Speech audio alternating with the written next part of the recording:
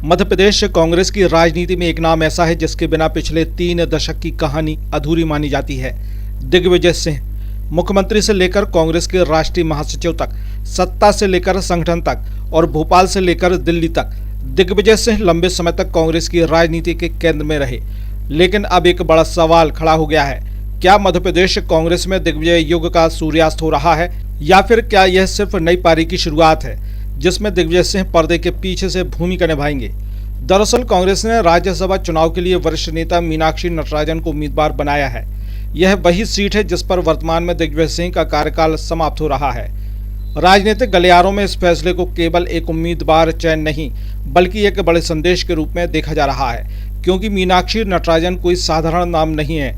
वे राहुल गांधी की विचारधारा और संगठनात्मक राजनीति के करीब मानी जाती हैं।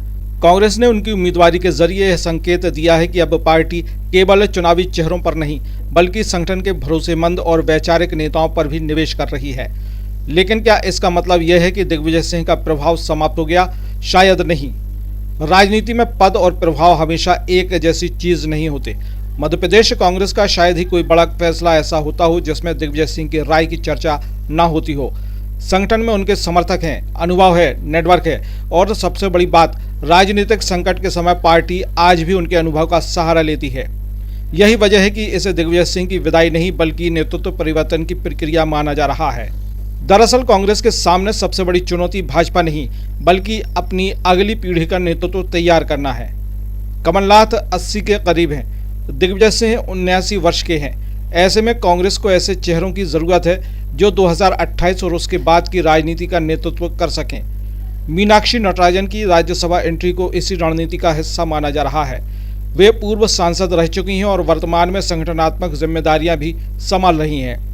अब जरा इस फैसले का दूसरा पहलू भी समझिए। यदि कांग्रेस दिग्विजय सिंह जैसे कद के नेता को राज्यसभा में दोबारा नहीं भेजती तो इसका मतलब यह भी है कि पार्टी शीर्ष नेतृत्व अब नए चेहरों को जगह देने का जोखिम उठाने के लिए तैयार है। यह वही कांग्रेस है जिस पर वर्षों से आरोप लगता रहा कि वह नए नेतृत्व को पर्याप्त अवसर नहीं देती। ऐसे में मीनाक्षी नटराजन का चयन एक राजनीतिक प्रयोग भी है और संदेश भी। संदेश यह है कि कांग्रेस का भविष्य केवल पुराने दिग्गजों पर नहीं टिका रहेगा। लेकिन दूसरी तरफ यह भी सच है कि मध्य प्रदेश कांग्रेस में अभी ऐसा कोई नेता नहीं दिखता जो दिग्विजय सिंह के राजनीतिक अनुभव, संगठनात्मक पकड़ और रणनीतिक कौशल की बराबरी कर सके। इसलिए शायद अभी यह कहना जल्दबाजी होगी कि दिग्विजय युग समाप्त हो गया है। सही बात शायद यह होगी, दिग्विजय युग का सूर्यास्त शुरू हुआ है लेकिन उसकी रोशनी अभी पूरी तरह बुझी नहीं है। और मीनाक्षी नटराजन की राज्यसभा उम्मीदवारी इस बात का संकेत है कि कांग्रेस अब अगले अध्याय की भूमिका लिख रही है। दिग्विजय सिंह का राजनीतिक कद इतना बड़ा है कि उनकी जगह कोई एक नेता तुरंत नहीं ले सकता, लेकिन राजनीति खाली स्थान पसंद नहीं करती। इसलिए अब निगाहें इस बात पर हैं कि मध्य प्रदेश कांग्रेस की अगली पीढ़ी का नेतृत्व कौन करेगा।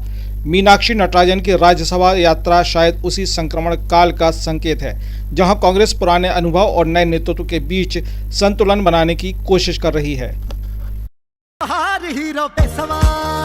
त्योहारों में स्पेशल ऑफर के साथ साहिल होंडा में आपका स्वागत है।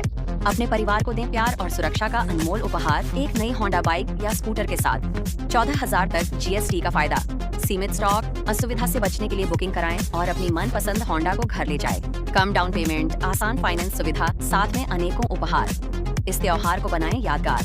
होंडा का होगा हाथ तो जुड़ जाएंगी खुशियां आपके साथ। तो पधारो हमारे होंडा साहब जी।